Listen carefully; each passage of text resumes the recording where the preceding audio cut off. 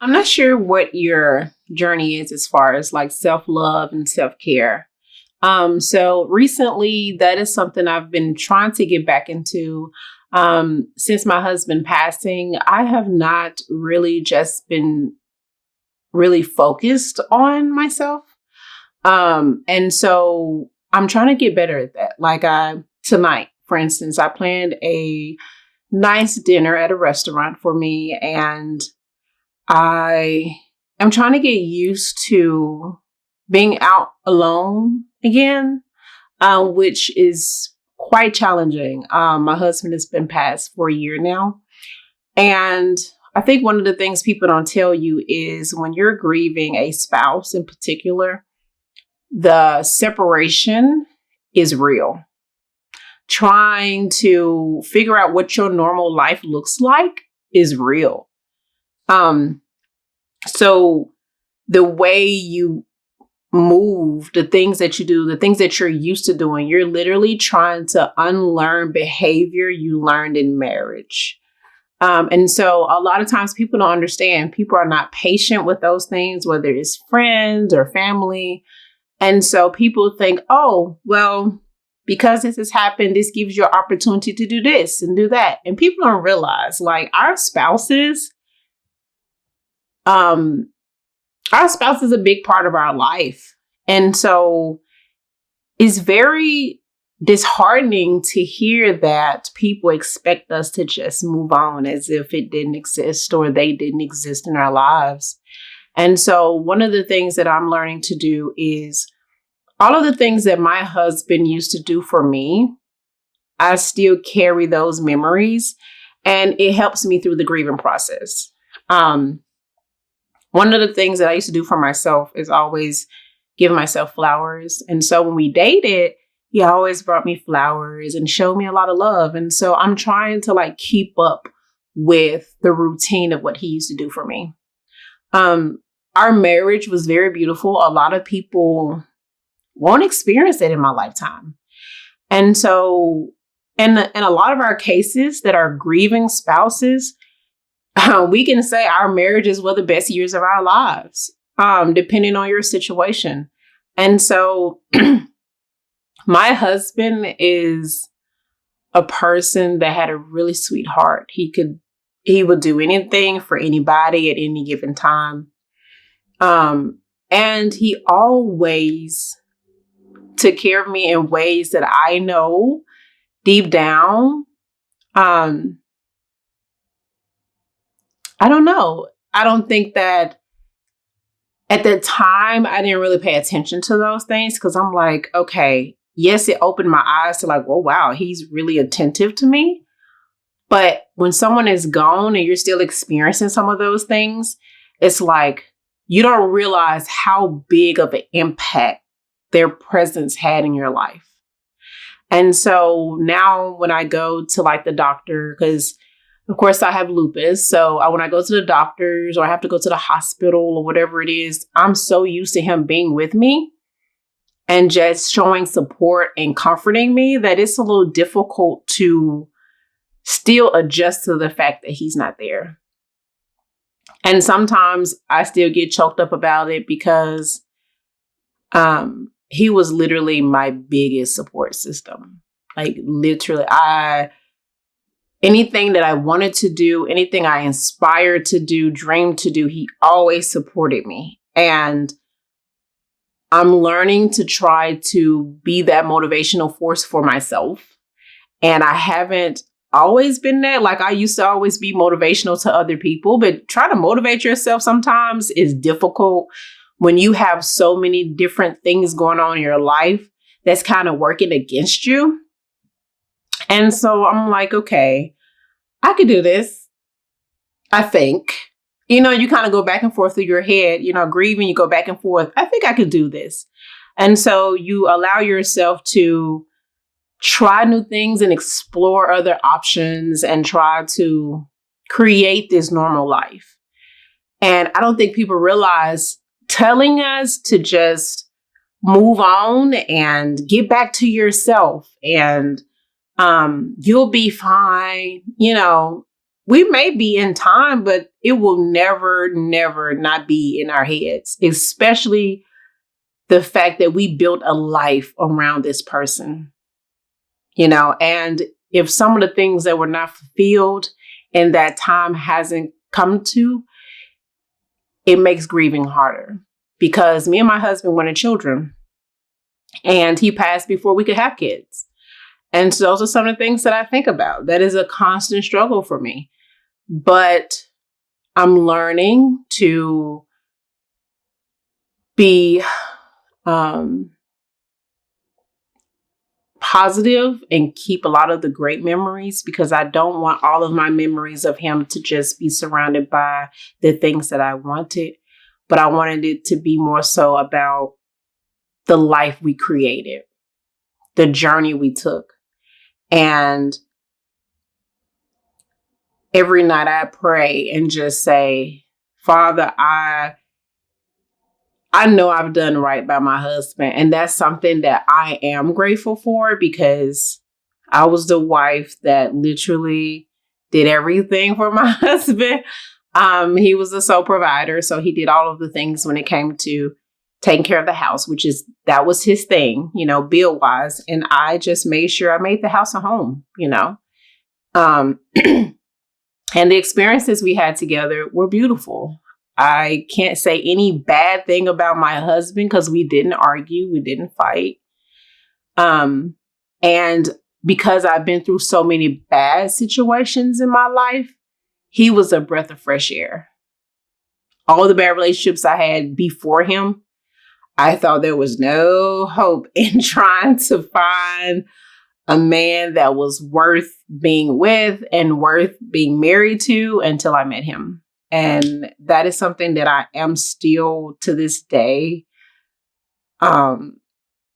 expressing in my therapy. Because yes, I do get therapy, and I've been in therapy for months now. And I can say it was the best decision of my life, because therapy is helping me identify some of the things I didn't know about myself. And some of the things that my husband possessed, trait-wise characteristics, that I depended on so much.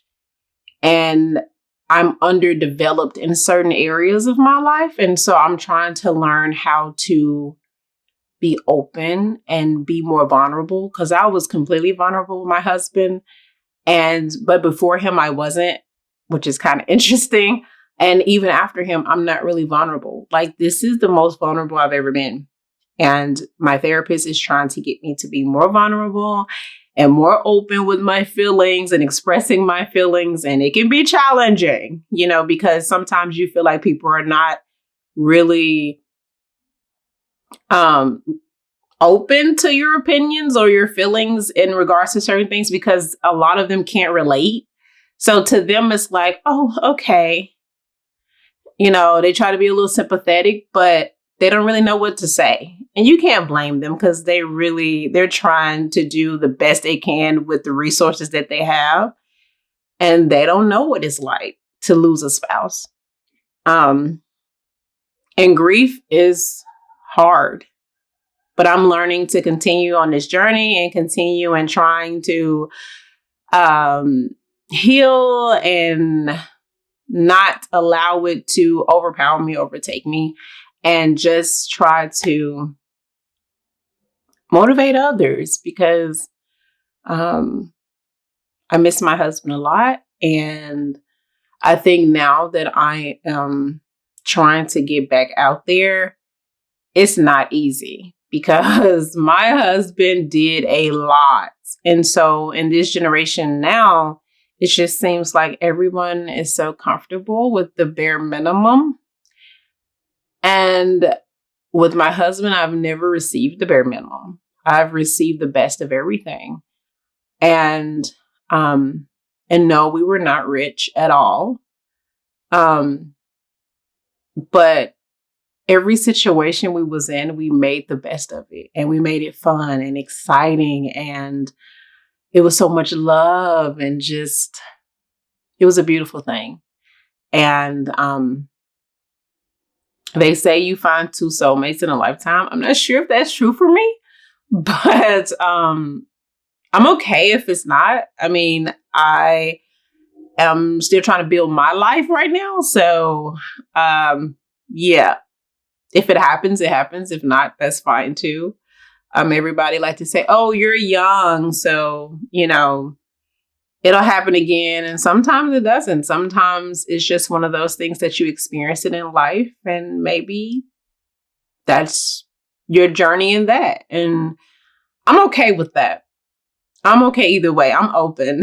I'm an open book when it comes to certain things. So I don't really like hark on the idea that, oh, I have to have a man or something like that, because grief can drive you into a very dark space where love is really, really blind, and people, which what I've experienced is, when my husband passed, a few months after my husband passed, I had been getting a lot of messages. And so sometimes men or women tend to prey on the situation. So if you're grieving a wife or grieving a husband, you have to be careful because, and it's crazy because my therapist called them casserole dish people because usually when you have the repast, she said that they're the first ones with the casserole dish asking you if you need anything, but their intentions are not always pure. And so one of the things that she told me is grief will push you into a place of loneliness, and you will get to this point where you will start seeking some form of love or comfort in the wrong places, and it'll lead you down the wrong path. And so for me, I had a few people to reach out to me just saying that, it was a genuine thing. And I received a lot of backlash because when I expressed where I was in life, either people didn't take it well. And yeah, I've been called out of my name. I would never compromise my morals or values to fulfill any man's fantasy. That's not my thing. And so I think a lot of them thought I was going to do that and they were very disappointed. And also some men were trying to force me into situations that I wasn't ready for, like forcing me to marry. And I just buried my husband not too long ago. And I'm just like, how do you feel comfortable or confident enough or bold enough to be able to come to a widow and ask them to marry you and they're still grieving their husband? I don't get it. I don't understand, because I'm still trying to process my husband's passing, let alone open myself up, feel comfortable enough to open myself up to another man enough to go down the aisle again. And that's something that I had to deal with on several occasions. The love bombing is real. Because they know, especially the people that knew what you and your spouse had, the love bombing is real because they want it. And a lot of times they're not ready for it and you're not ready for it. So I think with grieving, take your time. This is your journey. This is your opportunity to be able to get back to yourself and discover who you are outside of your marriage and live on with the memories of your marriage. Now, am I saying that it is impossible to find love again? No. It is very possible to find love again.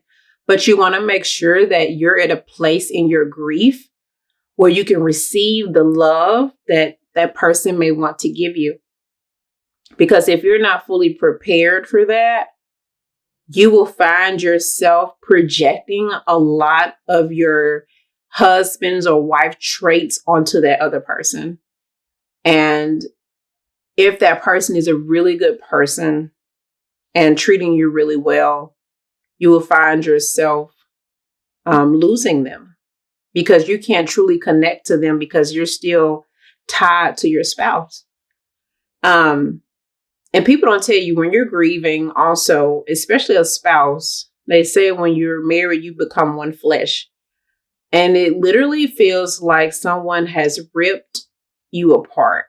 They like took a heart and just said, we're going to cut it in half. That's what grief feels like. And you feel lost for a while. You're lost, you're confused, you're sad, you're lonely, you're angry, you're bitter, it's so many different emotions that go on through grief. And it's weird because you feel them all at the same time. Like it would be times where I'll be driving and I'll be sad one moment. And then a memory of my husband would come in my head and then I start laughing. And then, but I'm laughing and I'm crying. I mean, tears just bawling. And then the next moment, I'm fine. And grief comes in waves. And then at one point, I thought I was just fine. I thought I was good. And I went through this period of irritation, is what I was talking to my therapist about. Is like, I just feel like everyone is irritating me. Everything they do is annoying me. I'm irritated. They're frustrating me. And they were probably not doing anything really bad. I just was getting irritated really, really quickly. And she was like, that is part of grief. You know, grief will have your emotions all over the place. And I'm like, but why am I taking it out on people? Like, why am I, like, I couldn't understand why I was taking my grief out on other people.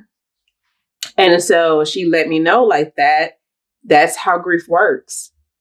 You're trying to come to grips with your own emotions. And in doing that, your mind is a flood of emotions going on in your mind. And you're trying to process them all at one time. And that's very difficult. I know it may sound over the top when I say that, but it is literally like you're experiencing a wave of literally a wave, like a huge wave, and you're at the top and it's just wiping out everything. That's how your emotions feel. Like that's how you feel when you're grieving, especially something so dear and near. Now, if you've lost a sibling, a very close sibling, I lost a sibling before and I went through a very, very bad grieving process when I lost my brother. Or you lost a child, which I have experienced with grieving a child as well. Grief is one of those things where no one can ever prepare you for grief. I don't care if your spouse was, or sibling, or aunt, or uncle, or grandmother, whoever it may be, was really, really ill. You're never prepared for the journey of letting them go in the present time. I do believe their spirit lives on, but not having them physically there to be able to talk to them and share your accomplishments with and your success with and or just having a laugh, sharing a laugh with them, you can't experience that. And that's the part of grieving that's difficult as well, because you won't get that. You won't have that opportunity.